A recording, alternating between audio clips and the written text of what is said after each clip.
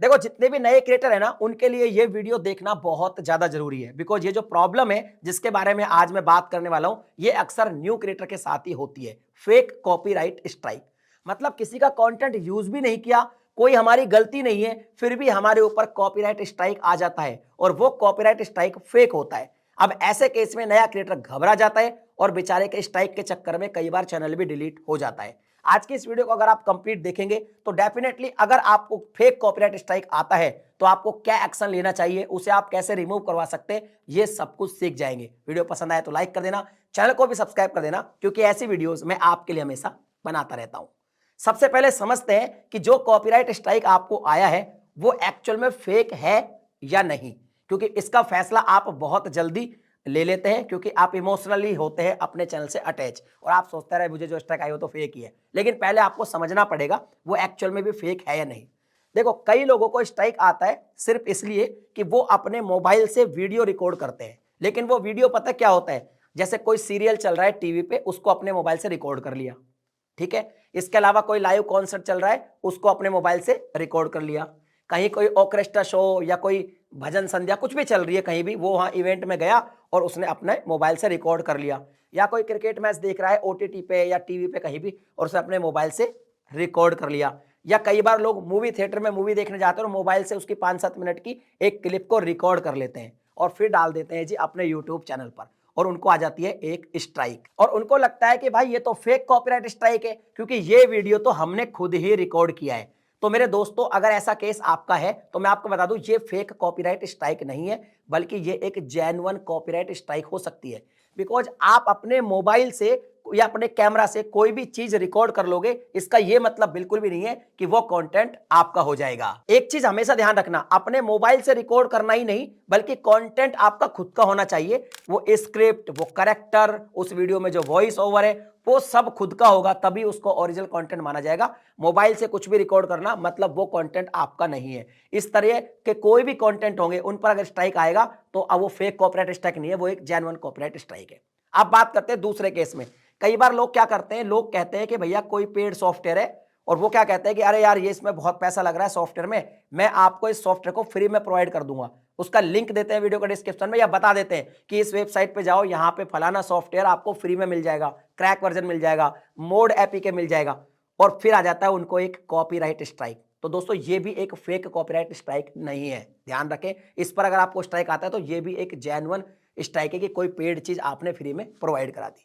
इसके अलावा अगर मान लीजिए आप ये कहते हैं कि यार इस मूवी को किस वेबसाइट से आप डाउनलोड कर सकते हैं, ये वेब सीरीज आपको फ्री में कहां डाउनलोड करने का ऑप्शन मिलेगा, तब कि आपने उस मूवी का कोई भी पार्ट अपने वीडियो में नहीं दिखाया, फिर भी आपको एक स्ट्राइक आ जाती है। मोस्टली एआई प्लेक्स करके कंपनी है वो आपको स्ट्राइक देती है, और ऐसी और भी बहुत सारी कंपनी है। ये सारी कंपनी क्या करती है, जितना भी कंटेंट होता है उसको प्रोटेक्ट करने का काम करती है और ये आपको स्ट्राइक देती है। तो आप कहेंगे अरे एआई प्लेक्स से मुझे स्ट्राइक आया है, बात मैंने मूवी की करी थी, मूवी का कोई पार्ट दिखाया भी नहीं, फिर मुझे स्ट्राइक क्यों आया। देखिए ये एक लीगल स्ट्राइक है और ये फेक स्ट्राइक नहीं होती है, ये एक जेन्युइन स्ट्राइक है। चलिए अब बात करते हैं अगर सच में आपको कोई फेक स्ट्राइक आती है। जैसे मान लीजिए आपने कोई कंटेंट यूज किया, किसी का रियल में कंटेंट आपने कहीं से डाउनलोड करके अपने चैनल पर यूज कर लिया, लेकिन जब आपको स्ट्राइक आई, तो जब आपको स्ट्राइक आएगी तो उस सामने वाले का मेल आईडी भी आपके पास आएगा, आपको बताया जाएगा कि ये स्ट्राइक आपको किसने दी है। और आपको कई बार ये लगता है कि यार ये जो कंटेंट है ये मेरा तो नहीं है, लेकिन उसका भी नहीं है, उसने भी कहीं और से उठाया है। तो अब देखिए एक तरीके से आप समझ जाएंगे कि ये तो फेक कॉपीराइट स्ट्राइक है, लेकिन आप इस पर दावा नहीं कर सकते। क्यों नहीं कर सकते? क्योंकि कंटेंट आपका भी नहीं है। तो अगर आप काउंटर नोटिफिकेशन सबमिट करोगे तो भाई साहब वो जो काउंटर नोटिफिकेशन है वो आपका रिजेक्ट हो जाएगा, बिकॉज ये कंटेंट भले ही उसका ना हो लेकिन ये आपका भी नहीं है।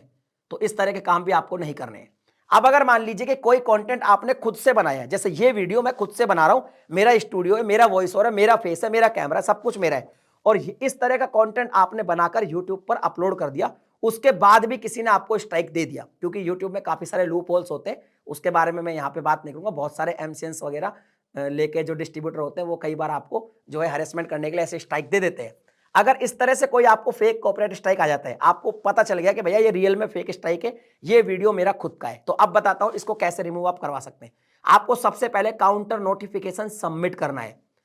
तो या तो आपका काउंटर नोटिफिकेशन अगर आप अच्छे से लिखोगे मतलब आप चैट जीपीटी को जाके बोल दीजिए कि भाई मेरे साथ ऐसा ऐसा हुआ है, कंटेंट मेरा है, अब मुझे काउंटर नोटिफिकेशन सबमिट करना है, वो आपको लिख के दे देगा इंग्लिश में बढ़िया सा, उसको आप डाल के काउंटर नोटिफिकेशन सबमिट कर दे, वो आपका एक्सेप्ट हो जाएगा, तो कॉपीराइट स्ट्राइक हट जाएगा। लेकिन अगर वो काउंटर नोटिफिकेशन आपका रिजेक्ट हो जाता है, अब होती है असली टेंशन शुरू। तो आपको करना यह है कि वापस से काउंटर नोटिफिकेशन सबमिट करना है और ये बोलना है थोड़ा ठोस तरीके से कि ये वीडियो आपका ही है, किसी और का नहीं है। अगर उसका है तो सामने वाला प्रूफ करे।